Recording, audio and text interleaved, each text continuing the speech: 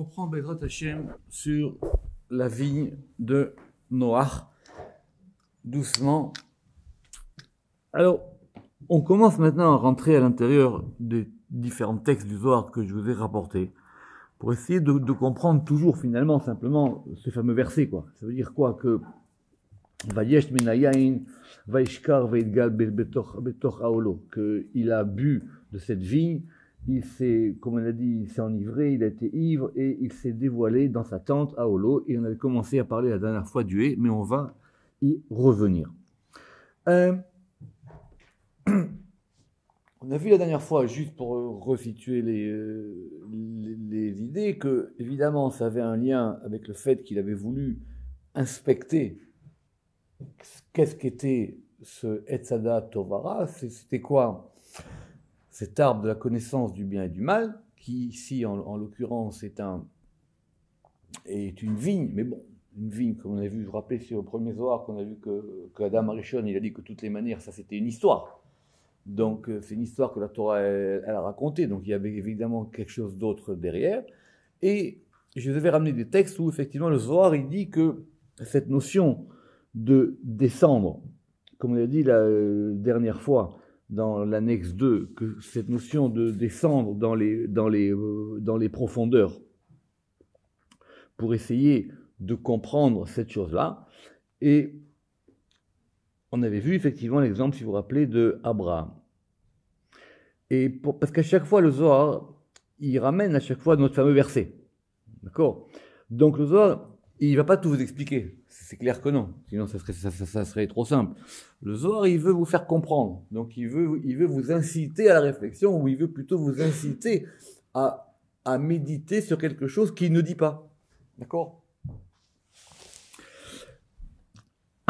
Et donc on avait parlé de cette descente d'Abraham en Égypte, pour effectivement essayer de faire quelque chose. Simplement, je reviens là-dessus parce que c'est pas facile. Le Zohar, il a dit que simplement la différence, c'est qu'Abraham, lui, il n'a pas été séduit par eux. Alors qu'Abraham, il a été séduit et il a fauté. Et Noé, il a été séduit, mais effectivement, le Zohar ne dit pas qu'il y a une faute de Noah. Il dit simplement que il a essayé de faire quelque chose et qu'il n'a pas réussi. Ça, effectivement, c'est ce qu'on comprend. Donc, si on doit comprendre quelque chose simplement de Vaishkar, c'est que ça l'a enivré. Enivré, ça veut dire qu'il a été étourdi. Ça veut dire qu'il n'a pas pu saisir la chose. Dans l'annexe 3 qu'on va faire aujourd'hui, on va revenir sur un épisode qu'on avait déjà vu dans le Pardes, à la porte 24, dans Sha'arei Chalot, au chapitre 9. De quoi il s'agit? Il s'agit effectivement, si vous vous en souvenez, de la prophétie d'Oshéa. Et la prophétie d'Oshéa, tout de suite, le premier chapitre, on a une expression qui semble un peu particulière, puisque effectivement Rashi ramène au nom de la Gemara. Il y a marqué là-bas que Techilat diber Hashem be'Oshéa. Il a commencé, Techila, c'est le commencement, on va dire. Donc, le commencement de la parole de Hachem à Oshéa. Et le Zohar, là-bas, il avait tiqué sur cette notion. Ça veut dire quoi de Techila? C'est quoi le commencement? C'est pas le premier des prophètes. C'est-à-dire quoi? Qu'il a commencé à parler. Alors, il a eu d'autres prophéties. Oui, mais on n'a pas employé cette même expression pour d'autres prophètes. Donc, c'est quoi cette notion de Techila?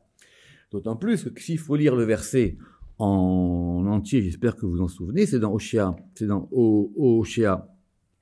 1:2, où Dieu lui demande cette chose surprenante, Vayomer Hashem el Oshéa, que Dieu, il a demandé à Oshéa, Lech, va, kar lecha, et prends pour toi, Eshet Zenunim, une prostituée. Veyalde Zenunim, alors, et des enfants prostitués, est-ce que c'est ses enfants à elle, ou est-ce que tu auras avec elle des enfants? Ça, c'est une bonne question. Kizano tizne aretz, parce que le pays se prostitue, mais à Hare Hashem, derrière le Kevavke. Comment Dieu il peut demander quelque chose comme ça à un prophète? Pas évident. D'accord. Alors, on va commencer par lire Donc, on va commencer par lire l'annexe 3. Echalin di me sahava, kulehu misavin leman de dabak beun. Les palais d'impureté, ils sont tous impurs, tous sont impurs. Les man pour celui des dabak beun qui y adhère. On va juste noter que cette expression de l'idabek, vous savez que d'évêque en hébreu c'est la colle. D'accord? C'est pour ça que j'ai traduit par adhérer. Ça veut dire l'idabek, ça veut dire vraiment quand on va coller à une chose. Il y a plusieurs degrés, dans le Zohar explique, entre deux relations, on va dire de proximité. On peut être lié, ça va être les chaber. On peut unifier les yached. On peut même être en unification. Mais l'idabek, c'est encore plus fort. L'idabek, ça veut dire que vraiment on colle à la chose. D'accord? L'idabek, ça veut dire que vraiment on colle à la chose. Ça veut dire que vraiment on est en adhésion, comme en français, le fait d'adhérer comme le papier adhésif. Et effectivement, vous avez remarqué que cette notion-là de l'idabek, elle revenait évidemment dans les textes précédents. Pourquoi est-ce que le Zohar ici nous parle des palais d'impureté? C'est justement pour ça qu'on avait vu un autre texte du Zohar, que je renvoie dans le cours de Shar et Chalot au Pérec 9, de cette question-là. C'est quoi cette notion de Techilat Davar? C'est quoi cette notion de commencement de la chose? Et en quoi c'est lié avec le fait que Dieu lui demande une chose aussi bizarre que le fait qu'il doive épouser une femme prostituée et d'après le pshat du verset, avoir des enfants avec elle. Dans la porte là-bas du Zohar, le Ramak, il avait une question qui était effectivement quel était le point de jonction entre les palais, puisqu'il y a 7 palais, entre les palais qui sont du côté de la Kedusha, de la sainteté, et les palais qui sont du degré de l'impureté. La démonstration que le Ramak il avait voulu ramener là-bas sur le texte du Zohar, si vous suivez, c'est quoi? C'était que c'est forcément de là qu'on apprend que Techilat Davar, c'est le premier palais. Et le premier palais, lui, il est en jonction avec les palais d'impureté. Puisque les palais, ils vont de bas en haut, puisque les palais, ils vont de bas en haut. Et comme les palais, ils vont de bas en haut, donc ce fameux Techilat Davar de Hoshea, c'est la jonction entre ce palais-là et les palais d'impureté. Très bien. Je rappelle là-bas, si vous ne l'avez pas fait, ce que le Zohar il avait ramené, ce que le Ramak il avait ramené, c'était que Hoshea il devait faire l'expérience de la prostitution d'Israël, dans les termes, dans les mots. Israël s'est prostitué, à savoir qu'ils sont descendus dans les palais d'impureté. C'est ça ici, cette prostitution dont on parle, et que lui aussi, il devait faire cette expérience. Pourquoi faire? Pour pouvoir comprendre et les diriger. D'accord? Et d'ailleurs, le Zohar là-bas, il a posé la question qu'on va voir ici. C'est-à-dire quoi? On demande ça à des prophètes de faire quelque chose de cette sorte. D'autant plus qu'effectivement, c'est interdit de se lier à ces choses-là. Ve'aldaktiv, on reprend dans le texte de l'annexe 3, Ve'aldaktiv, et c'est pour ça qu'il est écrit, car lecha eshet zenonim, prends pour toi une femme prostituée. Ve'chinivia dekshut istarich leda. Il dit quoi? C'est ça qu'un prophète de vérité il a besoin de ça. En quoi est-ce que c'est nécessaire? Si tu l'as prophétisé, prophétise. C'est-à-dire quoi maintenant qu'on te demande de faire une expérience? Donc ça veut dire que les gens ils pensent aussi que la prophétie c'est un discours. On voit bien que c'est quelque chose que le prophète doit vivre. Et là, Begin de asir les varnash les ala benun echalin. Et alors, effectivement, c'est clair qu'il est interdit à l'homme, la ala d'entrer, benun echalin dans ses palais, les palais qui sont du côté de l'impureté. Pourquoi? Berin de lait masher abatrayu, afin qu'ils n'aillent pas après eux, afin qu'ils ne suivent pas cette voie, afin qu'ils ne suivent pas ce chemin. Et qu'est-ce qu'on nous donne comme exemple? Que gravna de avad noach comme l'a fait Noé. Et notre verset, Vayesh minahin, vayishkar, vayidgar. Très bien. Alors il faut qu'on revienne là-dessus. Je reprends. Oshéa, c'est ce fameux Techilat Davar de Oshéa, c'est la jonction entre les palais de Kedusha et les palais de l'impureté. Maintenant, lui, on lui demande quelque chose qui soit Techilat. Ça veut dire que c'est au commencement, au début de la jonction entre ces deux mondes, on va dire. Maintenant, le Zohar dit, mais pourquoi on lui demande ça? Alors que c'est interdit, et il faut pas aller là-bas. Le Zohar, il va dire, comme il a dit au début, parce qu'il va dire que si maintenant tu rentres là-dedans, alors effectivement, tu vas être scotché, littéralement. C'est fini. Tu vas plus pouvoir tu vas plus pouvoir t'en décoller. Exactement. Tu vas plus pouvoir t'en décoller. Mais juste ce qui m'intéresse, la réponse du Zohar, c'est autre chose. Ce qui m'intéresse, c'est que maintenant, on convoque Noach. Et on dit, il ne faut pas qu'il fasse ce qu'a fait Noé. Ah, mais Noé, il a fait quoi? Il a bu du vin, il s'est enivré, il a dévoilé. Donc du coup, j'allais presque dire logiquement, il faut qu'on comprenne à l'inverse. Ça veut dire que ce qu'on me dit pas, je dois le comprendre. Donc je devrais comprendre de là, quoi? Que Noé, justement, il l'a fait. Il a fait ce qu'on ne demande pas au chat. C'est-à-dire, il a fait justement pour ne pas suivre cette voie. Donc, il a touché à des choses qu'il ne fallait pas toucher. Alors, vous allez me dire, c'était plus ou moins clair. Pourquoi? Parce que le Zohar, il avait dit là-bas qu'il avait, vous vous rappelez, le Zohar, il avait dit qu'il avait dévoilé une brèche. D'accord. Mais j'ai l'impression ici qu'on va un peu plus loin. Ça veut dire qu'il est rentré, encore une fois, bien que ce qu'il veuille faire, c'est bien. Il veut comprendre. Il veut maintenant analyser. Il veut essayer d'être bodek. Mais maintenant, en faisant ça, il va mettre le pied dans un endroit où il fallait pas aller. À la limite, il a dépassé la limite. Voilà. Il a dépassé la limite. Il est hors jeu. Voilà. Il a dépassé la ligne. Il a mis le pied là où il fallait pas. Alors, si vous posez la question, très bien, mais qu'en est-il de Oshéa? Alors, je répète, la réponse là-bas, elle est à la fin du Zohar, c'est la suite. Les Minda, c'était pour qu'ils connaissent, Bema Idabeku, ce en quoi les Israël, ce en quoi ils avaient adhéré, Ve Istavu, et en quoi ils s'étaient rendus impurs. Donc, pour lui, il paraît.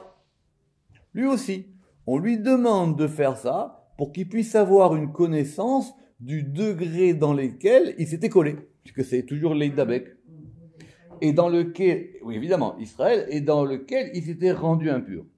Veshavku raza de menuta, et par lequel ils avaient abandonné la croyance, mais la croyance, le mystère de la croyance, Begin el Nechar, pour aller vers un dieu étranger. Vealda, suite du Zohar. C'est la suite de ce Zohar-là. Hein. C'est le Zohar, je vous ai donné la référence. C'est dans le 245a. C'est la suite du texte. Si vous voulez, je pourrais vous la mettre après. Mais elle est déjà dans le Pardes là-bas. Vealda. Et donc, c'est pour ça. Hama, il a vu. Migo et Khalada, il a vu à l'intérieur de ce palais-là. Donc, son palais, là où il est. Shiruta, le commencement, c'est ça la Techilat Davar. Les Chol Dargin, il a vu le commencement de tous les degrés. Et Khalada Shiruta l'Ekola. Et donc ce palais-là, donc c'est-à-dire que lequel? Notre premier palais. Il est donc le commencement de tout. D'accord? Je sais que c'est complexe, mais il va falloir tout reprendre. Le Zohar va pas nous en dire beaucoup plus. Simplement, on va suivre une piste. Qu'est-ce qu'on va suivre comme piste? On va suivre la piste du vin. Il y a la route des vins. Eh bien, on va suivre cette piste du vin. Parce que quoi qu'on en dise, c'est lié à ce degré du vin. Et donc pour ce faire, on va reprendre notre texte à nous, page 1. Donc, je reprends. C'était à la limite entre le folio A, entre le folio 73A et le folio 73B. Alors, qu'est-ce qu'on a vu là-bas? Betoch Haolo Ktiv B. À l'intérieur de Haolo, effectivement, on avait remarqué que c'était écrit avec un E. D'accord? Ve'alda Ktiv, et c'est pour ça qu'il est écrit. Al tikrav el petach beta. Ne t'approche pas de la porte de sa maison, c'est-à-dire de sa maison à elle. Qu'est-ce qu'on comprend? On l'avait déjà vu il y a 2 semaines. On comprend que le « et » en suffixe en hébreu, il indique le féminin. Donc si on a dit « haola », c'est sa tante à elle. Évidemment que dans le verset, c'est sa tante à lui. Mais en fin de compte, il a touché au degré du féminin. Très bien. Et c'est quoi Ahola? C'est quoi sa tante à elle? Betor Haola de Ukerem, de la tante de cette vigne. Donc cette vigne, elle représente le « et », qui représente le féminin. Et cette faute qu'il a faite, il a fait la faute dans ce degré-là. Donc il a touché à quelque chose du « et ». Et comme on vient de voir maintenant, effectivement, cette limite-là entre cette faute du « et » et le fait de vouloir connaître la chose ou la comprendre, elle est finalement très fine. Elle est finalement très fine. Abraham, il a réussi à rester juste sur la ligne. Adam Arishon, lui, il a complètement raté l'histoire et il a entraîné, comme a dit le Zohar, la mort pour l'humanité. Et Oshéa, on le dit justement, qu'il fallait qu'il reste à Techilat Davar. D'accord? Simplement, je me suis interrogé sur cette question de Ha-O-Lo. Qu'est-ce que le Zohar il veut nous dire sur ce degré de Ha-O-Lo? Betor Ha-O-Lo.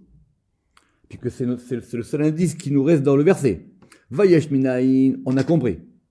Vaishkar, on a compris. Vaïdgal, on commence à comprendre. Il a dévoilé. Ça veut dire quoi qu'il a dévoilé? Ça veut dire qu'il a fait sortir quelque chose qui aurait dû rester caché. D'accord? Il ne fallait pas laisser sortir la mauvaise chose. Et qu'est-ce qu'il nous reste comme indice? Il nous reste le Betor Haolo. À l'intérieur de sa tente. Peut-être qu'il faudrait mieux que je dise à l'intérieur que dans sa tente dans la traduction. Je vais le noter. Parce que Betor, c'est vraiment à l'intérieur. La mauvaise chose ou la bonne, on ne sait pas. On ne sait pas. Non. Ce qu'il a dévoilé, il a dévoilé. Alors, ici, maintenant, c'est clair qu'on a compris qu'il a dévoilé quelque chose qu'il ne fallait pas dévoiler. Très bien. Donc, maintenant, cette chose qu'il a dévoilée, il l'a fait dans ce degré qui s'appelle Betor Haolo. Et apparemment, d'après ce qu'on vient de voir, Abraham, il n'a pas touché à ça. Oshéa, il est resté Techilat Davar, comme il a dit le Zohar. Oshéa, il est resté sur le commencement de la chose. Et effectivement, pour nous voir, c'est clair. On ne va pas répéter, c'est bon. Mais maintenant, qu'est-ce qu'on veut nous apprendre par Betor Haolo? Alors, Betor Haolo, figurez-vous que cette anomalie, ce qu'on appelle un correctif, ça veut dire que c'est écrit d'une manière et on lit d'une autre manière, c'est pas la seule fois où c'est marqué dans la Torah. D'accord? On le voit plusieurs fois dans la Torah. Et, justement, je vous ai amené un passage qui est l'annexe 4. Dans le polycopier, c'est marqué annexe 3, mais c'est une erreur. Donc, c'est l'annexe 4, c'est la note 12, c'est un Zohar dans Bereshit en 80a. Et là-bas, de quoi on parle? On parle d'Abraham. On parle d'Abraham. Et c'est où? C'est dans Parashat Lech Lecha. Qu'est-ce qui se passe? Abraham, il arrive en Israël. Alors, qu'est-ce qui se passe une fois qu'il arrive en Israël? Il va commencer à voyager. D'accord? Vous savez qu'à tel point qu'on ne sait même pas où Abraham il a vécu. Il y en a qui pensent qu'il a vécu à Hebron, d'autres qu'il a vécu à Beersheba. C'est toute une histoire. On ne sait pas vraiment où était vraiment. C'est compliqué. C'est compliqué, mais en tout cas, où est-ce qu'il était au moment. Bon, c'est des questions. Le Pshat, par exemple, au moment de la Hakelat Yitzhak, il était où? Il était où? Et comment ça se fait que Sarah, elle se soit retrouvée morte à Hebron? Qu'est-ce qu'il faisait à Abraham à Hebron? Bon, sur ça, il y a toutes des spéculations. Mais en tout cas, Dès qu'il arrive en Israël, il a commencé à visiter. Mais quand les Havot, ils visitent, c'est quoi? Ils font pas du tourisme. C'est-à-dire qu'ils essayent maintenant de sentir la température métaphysique des endroits et ils essayent maintenant de voir qu'est-ce qui se passe dans cette terre. Parce que le but d'Abraham, c'était pas de regarder des jolis paysages. Le but d'Abraham, c'était de s'imprégner de cette particularité métaphysique de la terre d'Israël. Ça, on l'a déjà vu. Donc, c'est ce passage du Zohar que je vous ai ramené. Donc ça, évidemment, ça commence par un verset. C'est le verset en Genèse 12:8. Je vous dis, c'est tout à fait au début de la parashat Lech Lecha. Vayatek misham ha'ara mikedem levet el, vayat ha'olo bet el miyam va'ay mikedem vayiven sham mizbach l'Hashem vayikra b'shem Hashem. Alors, on va traduire. Vayatek, littéralement, il s'est transposé, il s'est déplacé. D'accord? De là-bas où il était. Ha'ara, vers la montagne. Cette montagne, elle est Mikedem le Bethel, donc ça veut dire elle est, ici je traduis comme au levant de Bethel, ça veut dire elle est avant Bethel. Vayet Haolo, et il a planté sa tente. Sa tente ici, c'est écrit pareil. Haolo. Eh oui, la même. C'est écrit exactement pareil, avec les lettres et avec les nékudot. Parce qu'il y a d'autres occurrences où il y a marqué Haolo, mais c'est pas tout à fait avec les mêmes nékudot. Là, c'est vraiment pareil. C'est vraiment les mêmes points voyelles. Doucement. Et il a planté sa tente. Donc, je répète, ça veut dire que Haolo, normalement, c'est sa tente à lui, mais c'est écrit Haola. Et donc, il a planté sa tente.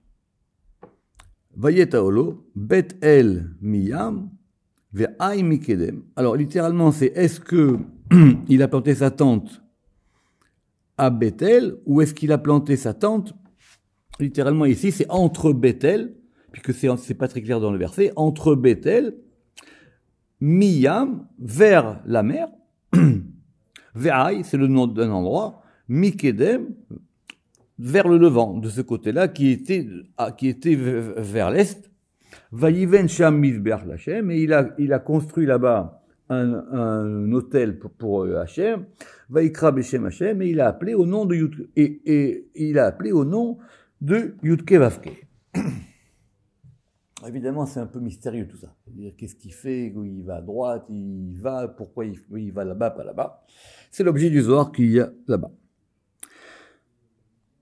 Mitaman, à partir de là-bas, Yada Arachem, il a connu ce degré qui s'appelle Arachem. C'est quoi Arachem? On verra plus tard, c'est le nom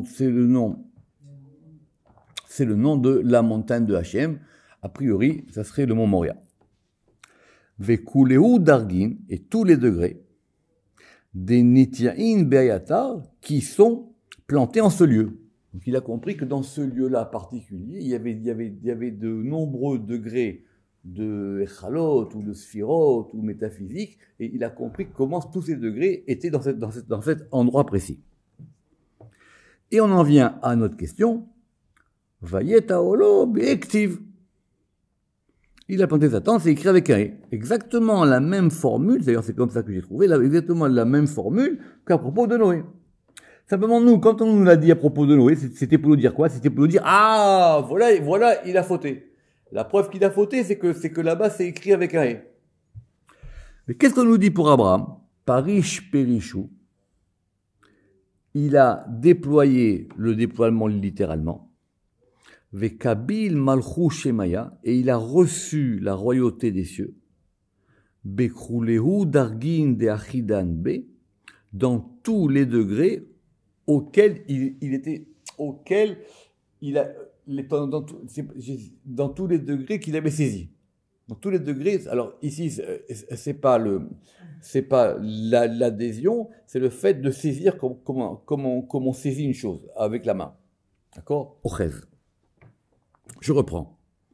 Vayet Haolo Be'ektiv. Vayet Haolo, c'est écrit avec un « et ».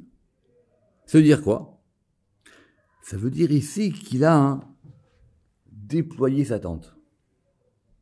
Il a déployé sa tente et il a reçu la royauté des cieux. Donc lui, il est arrivé. Non, ici on est sur le Haolo. Doucement. Ici maintenant, il faut être très précis dans le soir. On ne nous parle pas maintenant de la faute. On veut nous faire comprendre c'est quoi cette expression Betoch Haolo. C'est ça. Pourquoi, c'est quoi cette Betoch Haolo? Betoch Haolo, ça veut dire que sa tante maintenant, elle a fait un hé. Et ce hé, c'est le lieu d'acceptation de Malchut Shamaim, c'est le lieu d'acceptation de la royauté des cieux. Rappelez-vous ce qu'on avait dit sur Malchut Shamaim dans le Pardes. Malchut, c'est la royauté. Shamaim, c'est Tiferet. Il a lié les deux degrés ensemble. Bechulehu Dargin, dans tous les degrés auxquels il avait été en contact, on va dire. Urdin, et ainsi. Yada de Kuchaberichu Shalit al-Kula. Et donc ainsi, il a compris que le Saint béni soit-il, c'était lui qui dominait tout. Urden, et ainsi, Bana Mizbeach, il a construit un hôtel. Donc, Aholo, c'est quoi? En gros, c'est facile. C'est que c'est le Ohel du Hé. Sa tente, elle est devenue comme un Hé, comme un lieu de réception, comme un lieu d'accueil de Malchut Shamaim. Et il n'a pu faire ça qu'en arrivant à cet endroit, qui est ici appelé Bethel. Ou plutôt c'est entre Bethel et les endroits qu'on vient de citer. Non, parce que le passage qui dit Bethel miyam ve'ai, c'est quoi cet endroit de Haï? Je ne sais pas où c'est Haï, moi. D'accord? On continue. Donc, le Zohar, il dit Urden, et donc c'est ainsi. Yada de Kuchabrechu Shilit al-Kula, c'est ainsi qu'il a su que Saint béni soit-il, il dominait tout. Urden, et c'est ainsi. Bana Mizbeach, qu'il a construit l'hôtel. Je vous ai mis la fin du texte, ou Tren Madbehanavu. Et il y a eu deux hôtels. Begin de Achaïd Galele Bekuchabrechu, de Shilit al-Kula. Parce qu'il y a eu un endroit où il a construit un hôtel, parce que c'était ici que s'est dévoilé à lui, le Saint béni soit-il, qui domine tout. Veyada Chochma ila, et il a connu la sagesse supérieure. Ma de la avayada mikadma dena, ce qu'il ne connaissait pas auparavant. Évidemment, tout le monde sait que dans l'histoire de Lech Lecha, Abraham il veut quoi? Abraham il veut atteindre un degré de connaissance, de sagesse qu'il n'avait pas avant. Donc maintenant, il est en Israël. Maintenant, le Kuchabrechu, la Shrina se dévoile à lui. Et maintenant, il atteint une connaissance qu'il n'avait pas avant. Et donc, il dit, à cet endroit où cette connaissance s'est révélée à moi, là, je vais faire un hôtel. Ma de la ava yada mikadma dena, ce qu'il ne savait pas avant. Uvanatrin madbechan. Et alors, pourquoi est-ce qu'il en a construit deux? Chad le darga dit Galia. Un pour le degré qui s'est dévoilé. Vechad le darga dit Kassia, et un pour le degré caché. Et un pour le degré qui est caché. Alors, question. Le Haolo, c'est quoi? C'est le degré caché ou c'est le degré dévoilé? Très bonne question. J'espère que vous avez suivi. Le Zohar, il nous dit, c'est quoi Vayet Haolo? Il a planté sa tente. Pourquoi? Parce qu'il a, dans cet endroit-là, il a reçu Malchut Shamaim dans tous les degrés qui étaient liés à ça. Et donc maintenant, il a compris, ou il a su, il a eu la connaissance que Dieu domine tout. Et donc, il a construit un hôtel. Ah, mais en fait, il en a construit deux. Un à l'endroit où ce degré-là s'est dévoilé à lui, et un endroit où le degré s'est caché à lui. Alors, vous allez bien réviser. Parce que sinon, vous n'allez pas comprendre ce qui va se passer après. Noé, si tu me dis que Betoch Haolo, c'est le degré qui est caché, alors c'est pas une faute. Il a dévoilé quelque chose dans un degré caché. Mais si tu me dis que Haolo, c'est le degré dévoilé, alors maintenant, il a dévoilé quelque chose dans un endroit dévoilé. Donc, hein? C'est pas une faute non plus. C'est plus une faute. C'est plus. Parce que normalement, ce que tu as dévoilé, si tu l'as gardé caché, alors ok, c'est très bien, tu as fait quelque chose, toi, avec la chose. Encore une fois, tu fais une expérience, c'est la vie. Tu la rates, c'est la vie, il n'y a pas de problème. Il n'y a aucun problème avec ça. Maintenant, eux, ils font des expériences à des degrés particuliers. Très bien. Maintenant, cette chose-là, il a fait Betoch Haolo. Alors, je dis, bon, le Zohar, c'est mieux que Betoch Haolo. Le Zohar, il dit que Betoch Haolo, à propos d'Abraham, c'est à propos des deux hôtels qu'il a construits. Et c'est l'endroit où il a reçu Malchut Shamaïm, mais un correspond à un degré caché et un correspond à un degré dévoilé. Alors, je dis maintenant, ce que nous, et il faut relire Zohar, ce que nous on a vu avant, c'était qu'a priori, que Betoch Haolo, il avait touché à un degré de dévoilement.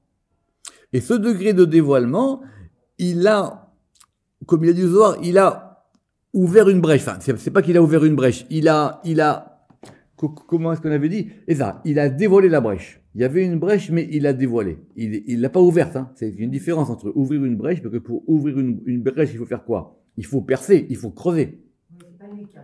Très bien, non, c'est pas lui, c'est Adam Arishon. Lui, il a simplement dévoilé la chose.